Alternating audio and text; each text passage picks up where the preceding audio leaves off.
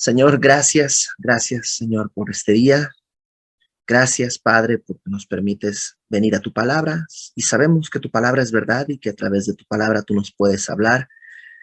Venimos así, anhelando que tú siembres tus verdades en nuestro corazón de tal manera que podamos dar mucho fruto para tu gloria. En el nombre de Jesús, amén. Esdras.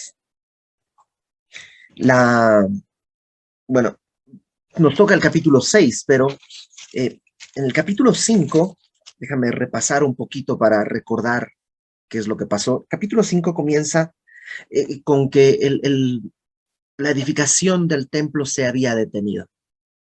Habían ido a edificar, habían salido de Babilonia, no solo habían salido, sino que el rey había dado esta instrucción. No es que escaparon, sino el rey dio la instrucción que regresaran. Regresaron, pero digamos que empezaron bien, pero se fueron distrayendo, se fueron enredando en otras cosas y al final 15 años quedó el templo abandonado. 15 años que no se hizo nada y dice el capítulo 5, versículo 1, en el 5, para repasar, profetizaron Ageo y Zacarías, ¿no? Y ellos, a partir de esa profecía, animaron al pueblo y regresaron. Y eso estuvimos viendo las semanas pasadas, lo que profetizó Ageo, lo que profetizó Zacarías, y eso movió al pueblo a que se levantara y regresara a la construcción del templo. Y esto produjo un problema. Cada que tú intentes buscar adorar a Dios, porque al final de cuentas eso es el templo, el lugar de adoración, cada que intentamos buscar adorar a Dios, vienen problemas. Y surge en el versículo 3 del capítulo 5 todavía. En aquel tiempo vino a ellos Tatnai, gobernador del otro lado del río, y Setar-Boznai y sus compañeros, y les dijeron, ¿quién os ha dado orden para edificar esta casa y levantar estos muros? Ellos también preguntaron, ¿cuáles son los nombres de los hombres que hacen este edificio? Mas los ojos de Dios estaban sobre los ancianos de los judíos y no les hicieron cesar hasta que el asunto fuese llevado a Darío, y entonces respondieron por carta sobre esto.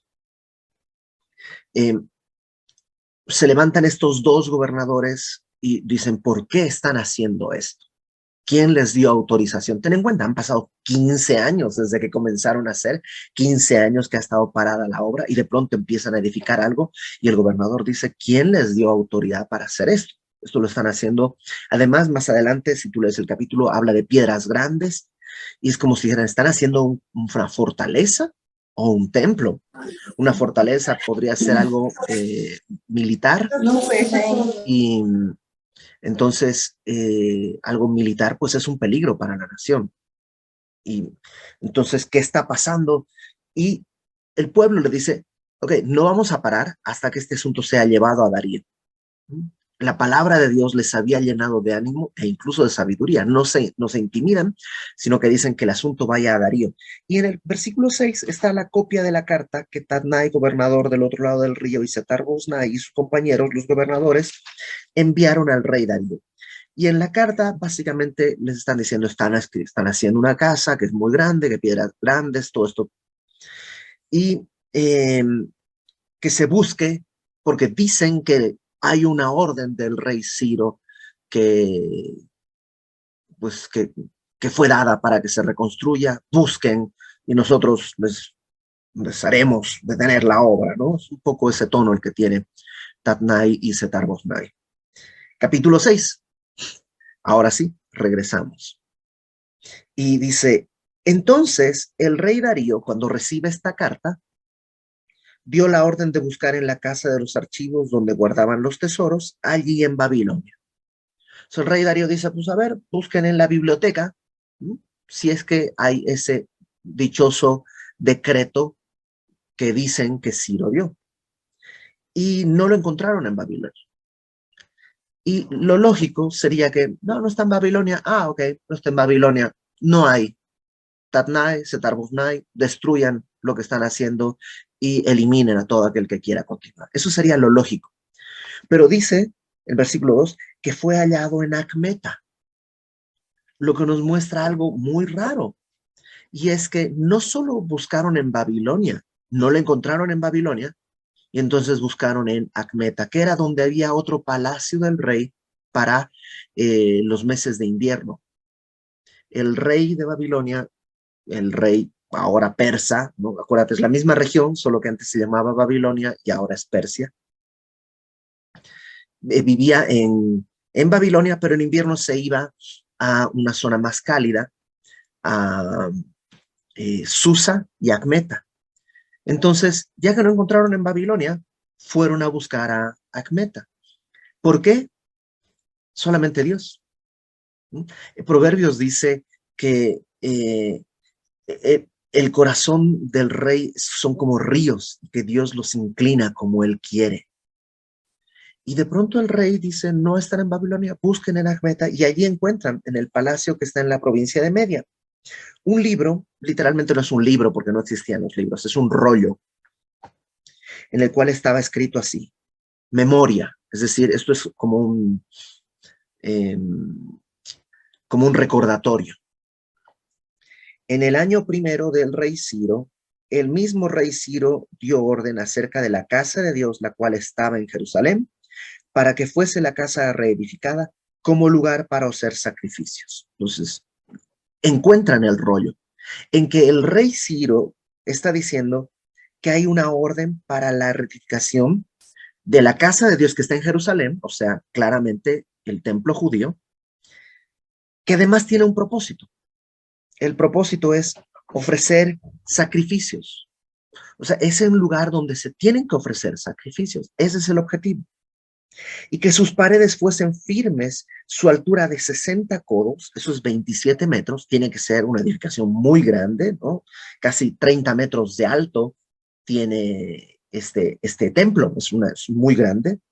De 60 codos su anchura, igual, 30 codos, 30 metros, casi 30 metros de ancho. 3 hileras de piedras grandes y una de madera nueva. Por eso había las piedras grandes, tenía que ser así. Y que el gasto sea pagado por el tesoro del rey. No solo estaba el decreto de que tenía que edificarse, que el propósito ya está establecido para adoración, que tenía que ser grande, sino que además los recursos tienen que venir no del pueblo judío, sino directamente del rey, del tesoro del rey. Y también los utensilios de oro y de plata de la casa de Dios, los cuales Nabucodonosor sacó del templo que estaba en Jerusalén y las pasó a Babilonia, sean devueltos y vayan a su lugar, al templo que está en Jerusalén, y sean puestos en la casa de Dios. Este es el edicto que encontraron. Entonces no encontraron en Babilonia, buscaron en Acmeta, encontraron, le dijeron, rey, aquí está esto, el rey lo leyó, y entonces escribe ahora una carta respondiendo a Tatnai y a Setar-Boznai. Estos que se habían opuesto a la edificación del templo, bueno, ahora reciben la carta de Darío. Verso 6, esta es la respuesta. Ahora pues, Tatnai, gobernador del otro lado del río, Setar-Boznai y vuestros compañeros, los gobernadores que estáis al otro lado del río, alejaos de allí. ¿No te encanta cuando eh, hay una cosa en literatura que se llama el plot twist? No sé si han oído hablar del plot twist. El plot twist es cuando la historia da un giro, ¿no? Eh, y hay películas y libros con un plot twist, así que de pronto te das cuenta de que algo no era como pensabas, ¿no? Clásica, la película esta de este chiquito que ve gente muerta y al final te das cuenta que Bruce Willis ya estaba muerto, ¿no? Y es como, ¡pum!, te sorprende, ¡oh! Y son como esas historias que tienen un giro que todo cambia. Bueno, este es el plot twist de la historia. Tatnai quería detener la obra. Por culpa de Tatnai se envía una carta al rey Darío. El rey Darío ahora envía la carta de regreso y la orden es, yo imagino la cara de Tatnai cuando está leyendo. Está leyendo la carta. A ver, ustedes del otro lado del río, número 1, alejaos de allí. ¿Será que va a lanzar una bomba atómica? ¿Será que va a traer un ejército y no quiere que nosotros estemos acá? Y no, verso 7. dejad que se haga la obra de esa casa de Dios. O sea, no solo aléjate, sino deja que la obra continúe. Que el gobernador de los judíos y sus ancianos, el gobernador, ¿te acuerdas que es Zorobabel? Y los ancianos reedifiquen esa casa de Dios en su lugar. Y por mí es dada orden de lo que habéis de hacer con esos ancianos de los judíos para reedificar esa casa de Dios. Y les voy a dar una orden extra, Tatnai y Setarboznai. No solo aléjense, dejen que se haga la obra, sino además, ahí dice en el versículo 8, que de la hacienda del rey que tiene del tributo del otro lado del río, sean dados puntualmente a esos varones los gastos para que no cese la obra. No solo apártate, deja que edifiquen, sino además pagas. Porque ni siquiera esto va a salir del tesoro general, digamos, federal o, digamos, del gobierno central, sino que de los impuestos locales que tú, Tatnai y Setarboznai, que ustedes recaudan de ese lado, de ahí ustedes tienen que poner para la reedificación del templo. ¡Qué giro tan brusco en los acontecimientos! No solo eso, verso 9. Y lo que fuere necesario, becerros, carneros y corderos para holocaustos al Dios del cielo, porque va a ser de sacrificios, ¿no? El objetivo es que se presenten sacrificios, pero el pueblo, pues son judíos que vienen desde muy lejos, no tienen dinero, han estado 15 años, sí, han estado ocupándose de sus casas, sí, pero de todos modos, para hacer los sacrificios, van a necesitar animales. Bueno, lo que necesiten de animales, ¿no? Becerros, carneros, corderos para holocaustos al Dios del cielo, trigo, sal, vino y aceite, conforme a lo que dijeren los sacerdotes que están en Jerusalén, les sea dado día por día sin obstáculo alguno. O sea, no es como, a ver, vamos a necesitar 1 kilo de aceite y 2 borregos. Bueno, fírmame aquí, tenemos que hacer unos trámites, a ver si para mañana, a ver la próxima semana, a ver si ya te los puedo liberar. No, no, no, dice el rey, día por día. Cuando te lo solicitan, tú lo entregas el día que te lo solicitaron.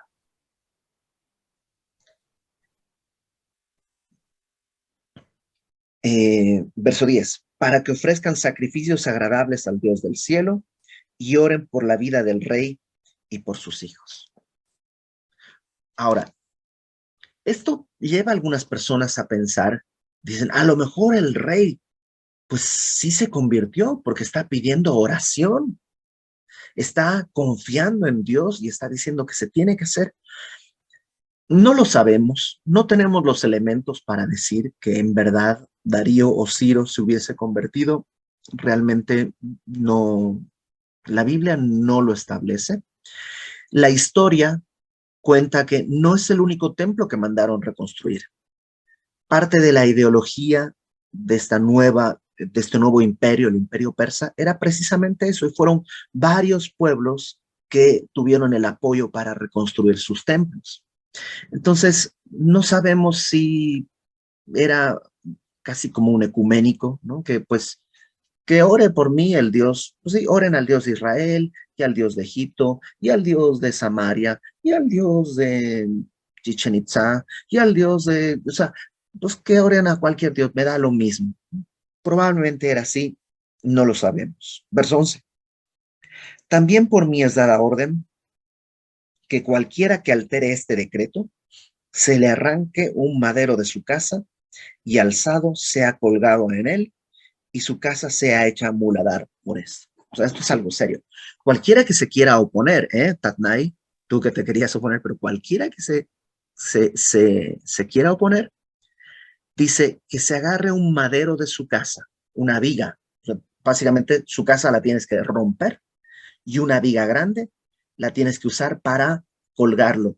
No está hablando de ahorcar, sino algunos piensan que tiene que ver con empalar, que es como hacer una brocheta, o sea, atravesar a la persona así con un palo y dejarlo que muera así.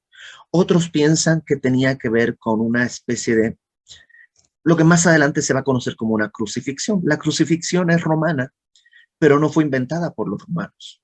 La crucifixión es, digamos, la evolución de esto que hacían los persas, que era o empalar o clavar gente en un madero. Por eso sí has visto en algunas películas y en algunos dibujos a veces que ponen a Jesús crucificado no en una cruz, sino en un palo así, con las manos directamente hacia arriba. Es porque esa era la costumbre persa. Y, y es lo que está diciendo. Cualquiera que se oponga va a tener que vivir esto y su casa va a ser hecha un basurero, un muladar. Y el Dios que hizo habitar allí su nombre, el Dios de la casa que están reconstruyendo, destruya a todo rey y pueblo que pusiere su mano para cambiar o destruir esa casa de Dios, la cual está en Jerusalén. Y esto no sé si se dio cuenta o no, pero básicamente está poniendo su vida también en medio, porque dice que cualquiera que destruye, rey o pueblo que quiera destruir Jerusalén, será también destruido. Yo, Darío, he dado el decreto, sea cumplido prontamente. Hubiera querido ver la cara de Tatnai al leer esto. Eh, Hubiera querido, ojalá lo hubiera leído en frente a los judíos. Judíos, ya llegó la carta. Uh -huh, uh -huh, uh -huh, uh -huh. Ok,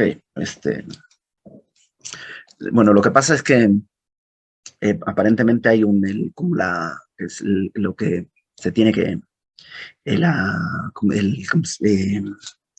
un cafecito, o sea, todo su plan se vino abajo, todo su plan quedó destrozado. Pero ponte del lado de los judíos. Ellos lo que vieron primeramente es una gran oposición. Señor, yo quiero hacer tu voluntad, quiero reedificar el templo. Aparecieron estos profetas, nos hablaron, queremos hacer lo correcto y vino una prueba. Y no podemos, y no podemos. Y han pasado meses entre que la carta va y buscan y la carta regresa. Han pasado meses de angustia y a lo mejor dicen, ¿por qué, Señor? No salen bien las cosas.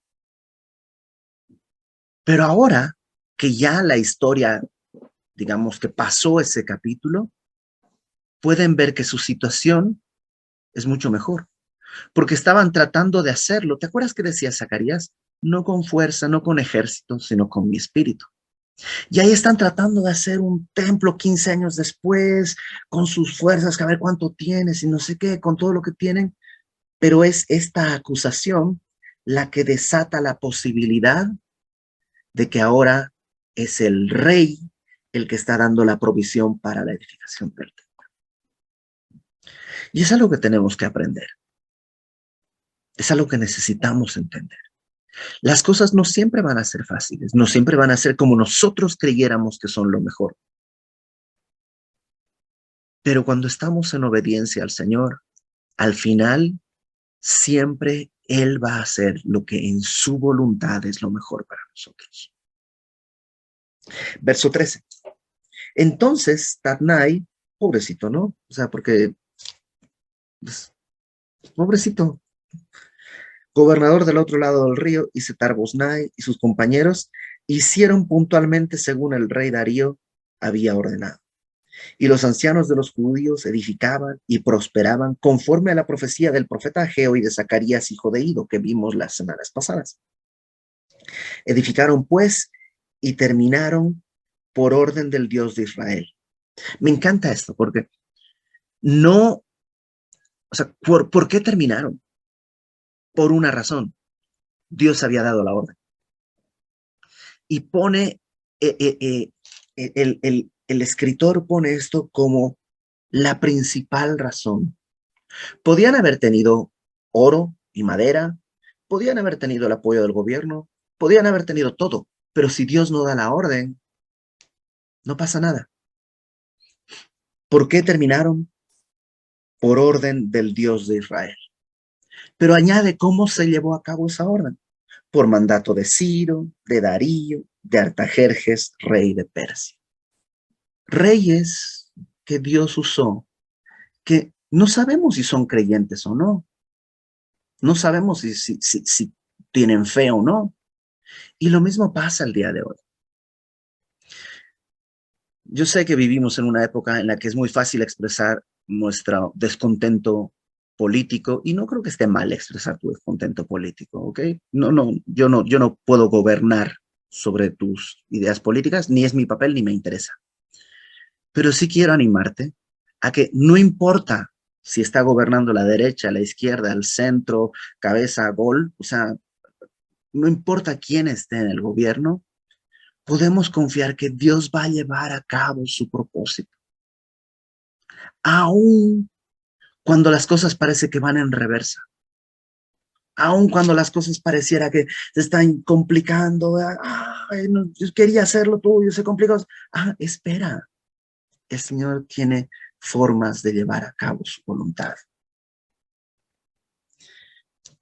Usó eso a Ciro, a Darío, a Artajerjes. Dice el verso 15, esta casa fue terminada el tercer día del mes de Adar, que era el sexto año del reinado de Darío. Más o menos unos 20 años después de haber iniciado. 20 años se tardó en edificarse un templo. Dice la palabra que tú y yo somos templo del Espíritu Santo. Y en algunos, como en mi caso, yo conocí al Señor por ahí del 99. Entonces son más o menos 20 años. Y yo digo, Señor, nomás has puesto el cimiento. O sea, ni siquiera has quitado la hierba para empezar a trazar dónde van a ir los muros. Y yo veo y digo, tengo amigos que dices, no, pues aquí sí se nota, ¿no? Ya la obra negra ya está. Y en otros dices, no, ya está incluso ya pintadito, ya está todo bien. Y Dios va en cada uno construyendo el templo, este templo del Espíritu Santo, y le va poniendo acá y le va quitando acá, y va construyendo, va edificando, va armando poco a poco, y el que comenzó la obra en nosotros, la va a llevar a término. Y sí, a veces va a usar Tatnais y Setarbosnais, y cuando te los topas los quieres matar, pero son lo que Dios está usando para edificar su obra. Permíteme decirlo de esta manera. Si Tatnai y Setarbosnai no se hubieran opuesto, el templo tal vez se hubiera reconstruido, pero hubieran tardado mucho más. Qué paradójico, ¿no?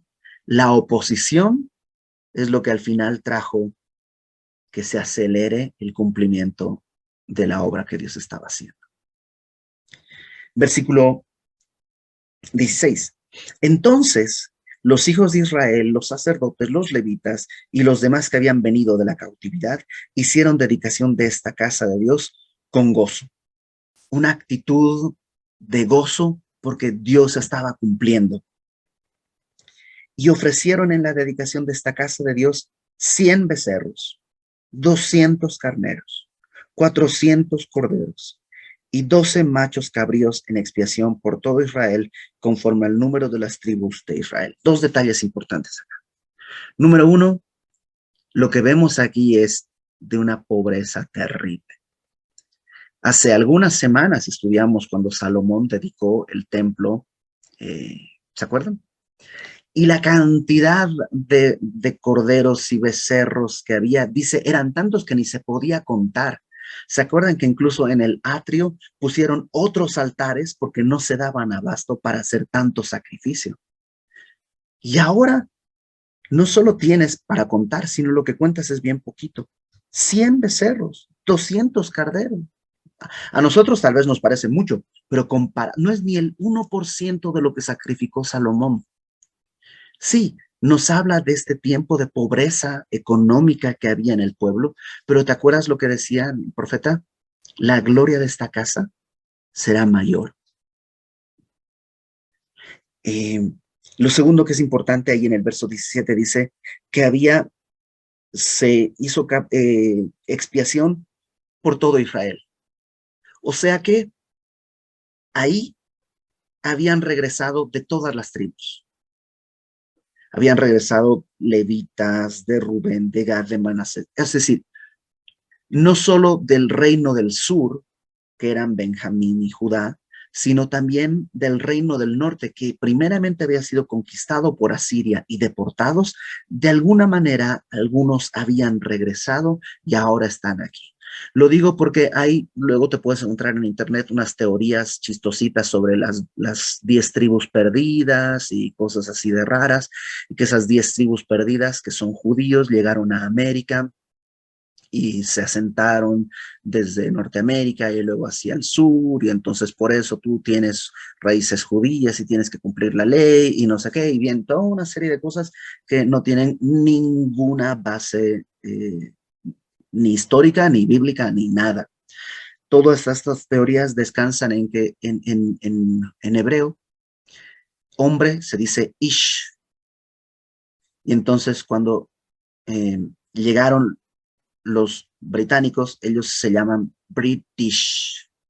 Entonces es como los hombres Brit, que así, o sea, estos de esas 10 tribus llegaron a Inglaterra y por eso los que llegaron a Estados Unidos son los British. Entonces por eso y así, no sé qué. Hay un pastor americano que dice, ¿sabes qué digo de esto? Solo que esto es foolish, ¿no? Foolish es una tontería. Entonces, lo que vemos es que las 12 tribus estaban aquí. No existen 10 tribus perdidas. Fueron conquistadas unos por Asiria, otros por Babilonia, pero al final de todas las tribus regresaron a adorar a Dios en este templo. Versículo 18. Y pusieron a los sacerdotes en sus turnos y a los levitas en sus clases para el servicio de Dios en Jerusalén, conforme a lo escrito en el libro de Moisés. O sea, regresamos a la normalidad. Ya se puede adorar. Ya está listo todo. Después de cuántos años están regresando a la normalidad en la adoración. También los hijos de la cautividad celebraron Pascua a los 14 días del mes primero. Adar, que es, si te fijas en el verso 15, que esto fue terminado en el mes de Adar. Adar es el último mes del año. Entonces, el mes siguiente, en el día 14, se celebraba Pascua. Y dice que celebraron la Pascua a los 14 días del mes primero, porque los sacerdotes y levitas habían purificado a una, todos estaban limpios y sacrificaron la Pascua por todos los hijos de la cautividad y por sus hermanos los sacerdotes y por sí mismos. La Pascua representaba el recordar que habían sido esclavos en Egipto y que Dios los había librado de esa esclavitud, ¿no? Por supuesto, eso representaba para ellos la Pascua. Para nosotros, la Pascua ya no es eso, ya lo estudiamos hace algunas semanas. Para nosotros, la Pascua no representa la salida de Egipto. Nosotros recordamos en Pascua que Cristo murió por nosotros. Acuérdate que en la última cena, el Señor Jesús dice, haced esto en memoria de mí. No haced esto en memoria de la Pascua judía y las 4 copas y no sé qué, sino en memoria de mí.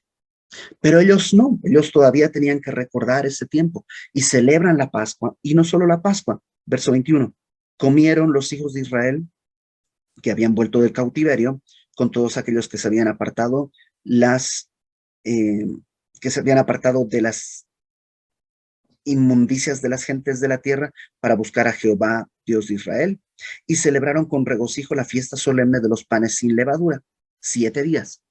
Lo hemos estudiado antes, ¿no? La Pascua era el día 14, pero al día siguiente comenzaba la fiesta de los panes sin levadura y duraba 7 días. Y estas dos fiestas representan, número 1, el sacrificio, el cordero puesto por nosotros para pagar nuestro pecado, y la fiesta de los panes sin levadura. La levadura en la Biblia siempre es pecado y representa la vida en santidad que ahora podemos tener gracias a que el cordero fue puesto por nosotros. Y ellos se están celebrando esto, estas dos fiestas. Pero dice en el verso 22, ¿por qué lo hacían? Por cuanto Jehová los había alegrado. Cristo nos alegró, pagó por nuestros pecados y trajo gozo. Y por eso nosotros podemos recordar que Él fue sacrificado y por eso nosotros podemos anhelar vivir esta semana de santidad, ¿no? 7 en la Biblia es plenitud. 7 días es toda la vida de santidad. Ese es nuestro anhelo. Y había vuelto el corazón del rey de Asiria hacia ellos para fortalecer sus manos en la obra de la casa de Dios, del Dios de Israel. Aquí hay un detallito que algunos eruditos muy quisquillosos hacen un gran problema. Yo creo que no es tan complejo, pero dice al final del verso 22 que se alegraron porque Dios los había hecho alegrar y había vuelto el corazón del rey de Asiria. Y tú dices, ¿el rey de Asiria? Pues, ¿y quién es el rey de Asiria? Porque ahorita el que está gobernando es el rey persa, ¿no? Darío es el que es el rey. ¿De dónde estamos sacando ahora el rey de Asiria? Bueno, hay dos posibles alternativas. Uno, que algún copista haya metido la pata y escribió mal. Y la otra es que en realidad se esté haciendo una generalización, porque el territorio que era de Asiria ahora pertenece al imperio persa. Entonces, sí, el imperio persa también, el rey persa es el rey de Asiria. Y no sería algo eh, ni incorrecto ni nada decirlo de esa manera. Estaba leyendo un libro de un canadiense que al respecto decía, es como la reina Elizabeth. Todo el mundo la asocia como la reina de Inglaterra, pero se olvidan que también es reina de Canadá, porque Canadá también pertenece a eso. Y, y pues es algo así. O sea, Asiria también estaba bajo el reinado del rey Darío. Eh, y que Dios lo había fortalecido para que regresaran a ser la casa de Dios. Ok, ¿qué hay para nosotros en este capítulo? Varias cosas. La primera, yo creo que es recordar que la obra que Dios empezó, Dios la va a terminar. Y puedes estar seguro y confiado. Dios lo va a llevar a cabo. Dios no abandona las cosas. Yo sé que a veces nos desesperamos y ¿cuándo vas a terminar en mí? Señor, yo ya no quiero vivir así, no sé qué. Pero Dios va a terminarlo. Puedes confiar.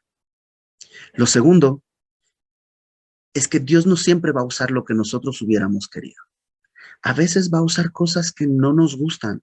A veces es necesario para crecer pasar por tiempos de dificultad y de disciplina y de dolor. Romanos 8, si me acompañas a Romanos 8, está uno de los versículos más famosos. Hay pósters y banners y todo con esto porque es un versículo muy bonito. Romanos 8:28. Dice, y sabemos, Pablo, que a los que aman a Dios, todas las cosas les ayudan a bien. No dice que todas las cosas les salen bien, ¿no? Porque eso sería lo que quisiéramos, pero no, no dice que todas las cosas les salen bien, sino que les ayudan a bien. Lo que hay que identificar entonces, ¿qué es bien? ¿Bien quiere decir prosperidad económica? Pues la realidad entonces es que no corresponde, porque hay mucha gente que ama a Dios y no tiene prosperidad económica y ha muerto en escasez. El ejemplo más claro lo tenemos ahorita en el pueblo. ¿Qué será bien? ¿Una salud de hierro? No. Hay una gran cantidad de personas piadosas que en verdad aman a Dios y han padecido enfermedades de todo tipo.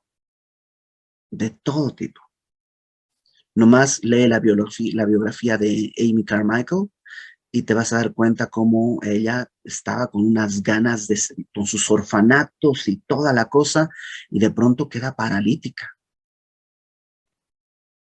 Y ahí andaba en su silla de ruedas por todos los orfanatos a toda velocidad y Dios la tiene que mandar a la cama. Y en la cama empieza a escribir himnos que se cantaron por siglos. Entonces, no necesariamente salud.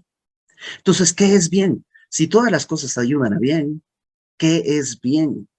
Y lo bueno es que la Biblia nos lo dice un versículo más abajo. Déjame leerlo de nuevo. Romanos 8:28. A los que aman a Dios, todas las cosas les ayudan a bien. Entonces, primero nos va a decir quiénes son los que aman a Dios. Esto es, a los que conforme a su propósito son llamados. Porque a los que antes conoció, también los predestinó. O sea, ¿quiénes son los que aman a Dios? Los que conoció, los que predestinó, los que son llamados. Y ahora, ¿cuál es el bien? Para que fuesen hechos conformes a la imagen de su Hijo. Eso es bien. Eso es bien. Ser hecho conforme a la imagen de su Hijo. Y a veces, para ser hecho conforme a su imagen, tú y yo necesitamos disciplina, probar nuestra fe, pero las cosas que Dios hace al final llevan un buen destino, un buen destino. Hay tiempos dolorosos para todos, hay tiempos dolorosos, hay tiempos en que uno no, no alcanza ni a levantar los ojos. ¿Qué hacer? Solo recuerda esto, Dios no miente y Dios no está jugando con sus hijos. No es un Dios tirano. Está buscando edificar algo para nuestro bien, para hacernos conformes a la imagen de su Hijo. Y como sucedió con el templo, mientras está edificando también van a haber pruebas, pero ninguna prueba va a ser lo suficiente como para que Él tenga que detener lo que está haciendo. Vamos a orar y platicamos ahorita. Señor, gracias porque podemos confiar en que tú vas a llevar a cabo tu propósito y que todo lo que tú has planeado en nosotros será hecho por tu misericordia y con tu poder. Ayúdanos, Señor, para cuando vengan los tiempos difíciles a no apartar nuestra mirada de ti, sino a perseverar en ti, a seguir buscándote y seguir confiando, sabiendo que en tu tiempo perfecto tú vas a aclarar las cosas y vendrá ese plot twist. Se dará vuelta todo y quedará al derecho como debe ser y serás glorificado y exaltado, Señor. Ayúdanos a permanecer fieles a ti. Te lo rogamos por nuestro Señor Jesucristo. Amén y amén.